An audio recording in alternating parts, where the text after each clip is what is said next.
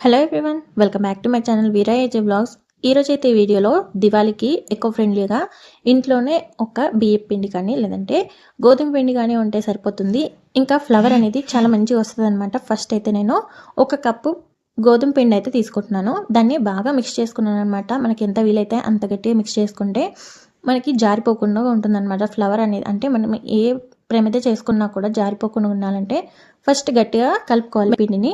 ఇంకా కలుపుకున్న తర్వాత కొంచెంగా తీసుకొని నేనైతే ఫస్ట్ చపాతీలాగా చేసుకొని పక్కకు పెట్టేసుకున్నాను. ఇంకా తర్వాత అయితే ఇంకొక కొంచెం పిండి తీసుకొని దాంట్లో రెడ్ కలర్ మిక్స్ చేసుకున్నాను అనమాట. మీకు రెడ్ కానీ పింక్ కానీ ఎల్లో కానీ మీకు ఏ కలర్ కావాలన్నా ఆ కలర్ యూస్ చేసుకోవచ్చు. మీకు కలర్స్ వద్దనుకుంటే ఒకవేళ పసుపు కుంకుమ అవైనా మిక్స్ చేసుకోవచ్చు. ఇవేవి వద్దనుకుంటే కూడా పిండితోనే నార్మల్గా న్యాచురల్గా ఉంటుంది అనుకుంటే అలా కూడా చేసుకోవచ్చు. నేను కొంచెం కలర్ మిక్స్ చేసుకుంటే బాగుంటుందని వాటర్ కలర్స్ని యూస్ చేస్తున్నాను. అందుకోసమని చెప్తున్నాను మీకైతే. ఇంకా దీన్ని కూడా చపాతీలాగా ఎంత వీలైతే అంత సన్నగా వచ్చేలా చూసుకోండి.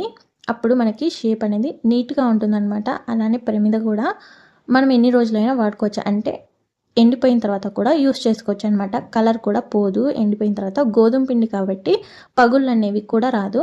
బియ్య పిండి అయితే కొంచెం పగుళ్ళు వస్తుంది. అలానే ఎండిపోయిన తర్వాత కొంచెం విరిగిపోతుంది కూడా.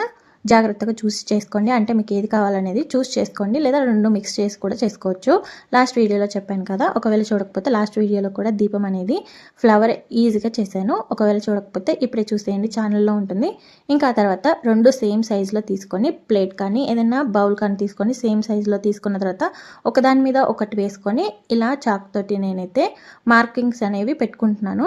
ఈ మార్కింగ్స్ పెట్టుకోవడం వల్ల మనకి ఈజీగా ఫ్లవర్ అనేది చేసుకోవచ్చు అనమాట. బేస్గా అంటే కింద బేస్గా ఫ్లవర్ అనేది చేసుకోవచ్చు.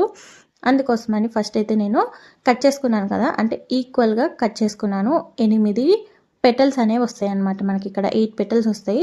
ఫస్ట్ ఏం చేయాలంటే ఇలా కొంచెం పైకి అనేసి ఆ తర్వాత ఎడ్జెస్ని కలిపేస్తే సరిపోతుంది.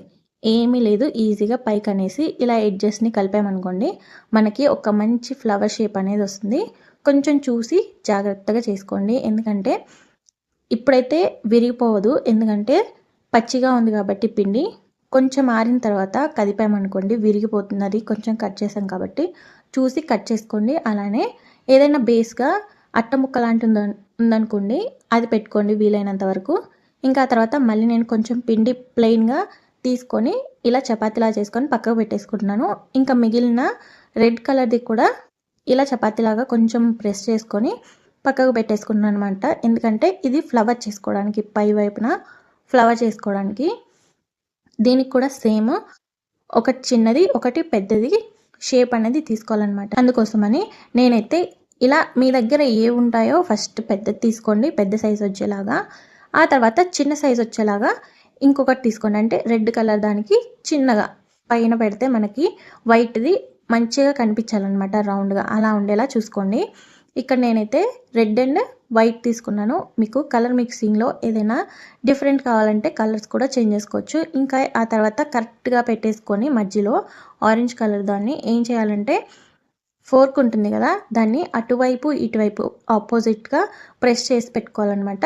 మనకి నీట్గా కనిపించడానికి అనమాట. అంటే ఫ్లవర్ చేసుకున్నప్పుడు మనకు ఒక డిజైన్ లాగా కనిపించడానికి ఇలా ప్రతిది కూడా ప్రెస్ చేసుకున్నాను. ఆ తర్వాత ఏం చేయాలంటే మధ్యలో కట్ చేసుకోవాలి. ఇప్పుడు మధ్యలో గ్యాప్ ఉంది కదా ఫోర్క్ మధ్యలో, అక్కడ కట్ చేసుకున్నాం అనుకోండి మనకి 8 పెటల్స్ అవుతాయి ఇవి.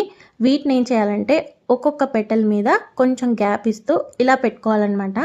పెట్టుకొని ప్రతిది కూడా ఇలానే పెట్టుకోవాలి. 8 పెటల్స్ ఉన్నాయి కాబట్టి 8 కూడా ఇలానే పెట్టుకోవాలి. ఆ తర్వాత ఏం చేయాలంటే కొంచెం ప్రెస్ చేసుకోవాలన్నమాట. ఏదైతే ఫస్ట్ ఉందో అక్కడ కొంచెం ప్రెస్ చేసుకున్నాం అనుకోండి విడిపోకుండా ఉంటుందన్నమాట ఫ్లవర్ అనేది. ఏదైనా మీ దగ్గర పెన్ టైప్ ఉన్నా లేదంటే ఏదైనా కొంచెం ఆబ్జెక్ట్ టైప్ ఉంటే దాంతో ప్రెస్ చేసుకోండి. నేనైతే ఇక్కడ నైఫ్ తోటే కొంచెం బ్యాక్ సైడ్తో ప్రెస్ చేసుకుంటున్నాను. ఆ తర్వాత ఇలా రోల్ చేసుకుంటే సరిపోతుంది. ఫ్లవర్ అనేది రెడీ అయిపోతుంది. ఇంకొంచెం పని ఉంది, ఏంటంటే పెటల్స్ని కొంచెం స్ప్రెడ్ చేసుకోవడం. ఇలా స్ప్రెడ్ చేసుకోవడం వల్ల మనకైతే లుక్ ఇంకా ఎలిగెంట్గా కనిపిస్తుంది అనమాట.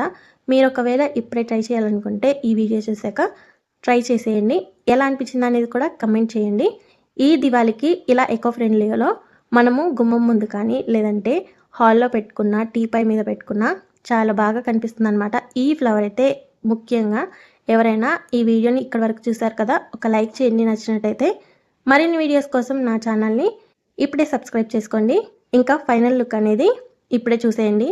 అంటే నార్మల్గా ఉన్నప్పుడు ఎలా ఉంది, ఇంకా పైన మనము దీపం పెట్టుకున్నప్పుడు ఎలా ఉంది అనేది చూడండి. ఇప్పుడే తెలుస్తుంది మీకు డిఫరెన్స్ అనేది. మీ ఫ్రెండ్స్ అండ్ ఫ్యామిలీస్కి కూడా షేర్ చేయండి ఈ వీడియో చూసాక. Thank you.